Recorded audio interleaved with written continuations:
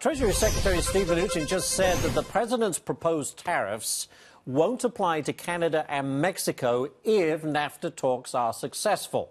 Joining us now, Todd Leebow. He's the CEO of Majestic Steel. So, Todd, you're someone who's in the steel world, knows all about cheap Chinese steel or from elsewhere. You have to compete with it. What's your take on this proposed tariff by the president? Hi, Ashley. How you doing? Good. Go ahead. Just give me your opinion, if you can. Yeah. My opinion on the proposed tariff is, there needs to be. We need to take action. We need to do something. If you look at the steel industry globally over the last 20 years, China's capacity has risen to over 800 million tons, and we are in a global overcapacity situation, and U.S. has been the dumping grounds for steel, and that cannot continue. It's not a simple solution, but we need to take action to prevent continuing to be the dumping ground for steel in the world. Is China the biggest abuser of this, Todd, or are there other countries as well that tend to dump their product in the United States? Yeah, there's others as well. I mean, China has been the biggest abuser.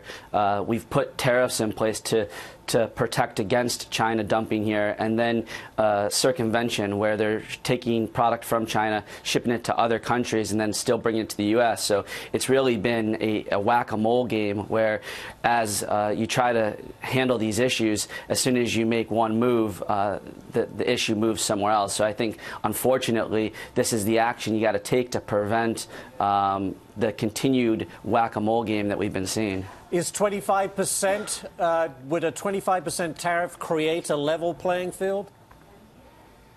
I think it's a start. I think that it's not as simple as that. I think longer term, you got to look at it across the entire supply chain.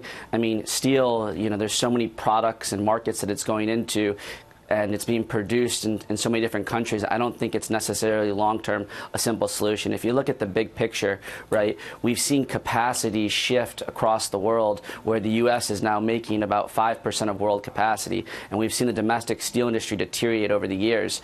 And so we have to have a long-term plan to make sure that we're not dependent on other countries for steel making, that we're dependent on the U.S., but then also we got to think about downstream, because you can't just have this now negatively impact the manufacturing sector. You got to make sure downstream we're continuing to make things here and we're not penalizing them.